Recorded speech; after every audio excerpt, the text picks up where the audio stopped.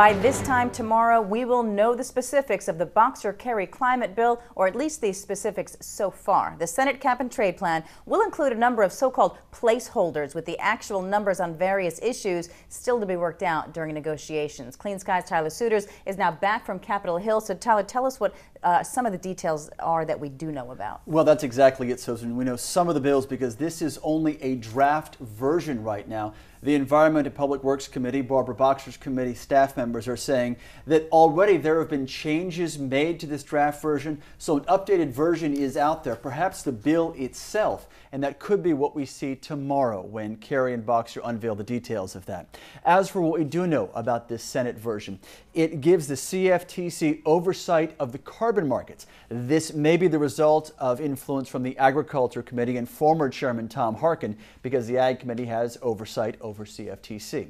Waxman-Markey, however, in the House split the duties between the Commission and also FERC. Also within the Senate bill, the CFTC would have power over, quote, excessive speculation, additional power for the CFTC. Now, Barbara Boxer had promised nuclear incentives in her legislation. The Senate version includes DOE funding for research and training, but nothing apparently on waste storage, just one of those placeholders. Also, Boxer-Kerry does not have any restrictions for the EPA regarding CO2 regulation that could be forthcoming, or any mention of indirect land uses. That is also different from the House version that passed. Now, regarding the CO2 emissions targets, two of the three are identical to Waxman-Markey. That is a 42% cut from 2005 levels by 2030, 83% by 2050. But here's the difference. The Senate version, Boxer-Kerry, calls for a 20% cut by 2020. Susan, the version that passed the House, Waxman-Markey, called for a 17% cut by 2020, just a little bit lower. But remember, it began as 20% and was lowered during negotiations among House Democrats on the Energy and Commerce Committee. So that may provide some wiggle room in the Senate as well. So at least judging by these emissions targets, the two bills do seem pretty on target. They do, and Barbara Boxer said as much back in May. I talked to her briefly after one of her committee hearings, and she said, yes, she was indeed closely watching negotiations in the House Energy Committee before that bill went through the markup process. She was paying close attention to see who got what. Today, I talked to Ben Cardin. He is a member of Boxer's Environment Committee. In fact, he's a subcommittee chairman there. And he is also on John Kerry's Foreign Relations Committees, the two committee chairmen who are drafting, in fact, have now written this bill. And in his opinion, he tells me that Boxer-Kerry looks a lot more like last year's climate bill than this year's. Could this bill have been possible, or would it look the same if it hadn't been preceded by the House bill and negotiations, the back and forth that took place there?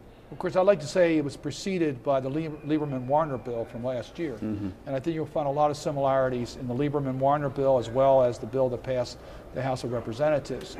The bottom line is that we want to cap the amount of carbon that goes into our air. We want to have interim goals and long-term goals. I think we should be as aggressive as we possibly can.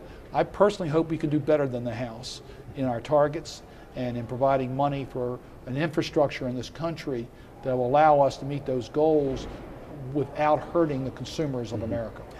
Okay, the consumers of America. To me, that sounds like a possible pitch from Democrats as they prepare to defend their bill. Remember, the Republicans' main critique of this cap and trade system is the potential cost involved. And Susan, since Ben Cardin told me he will be out there with Barbara Boxer and John Kerry at tomorrow's release, I'd imagine that bringing up the consumers of America will be on just about everybody's lips tomorrow. Right. Tell us about any talk about specifics on emissions allowances. This was something that was a big sticking point during the House negotiations, but also something that Waxman-Markey didn't come out with right away either. Right, and that's part of the back and forth. In fact, during House negotiations, the allocation giveaway at one point, with the giveaways and the auctions, totaled 103% of the total pot of allocations. Again, this was during a very fluid negotiations, and everything wound up with 15% to be auctioned, 85% allocations to be given away initially in the House version. So in the Senate, there is room here. Senator Cardin was telling me that placeholders on allocations,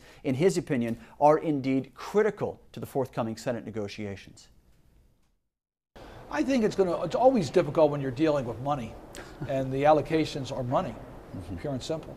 So it shouldn't be, that should be just a political process, one aimed at getting the right results as far as the bill is concerned.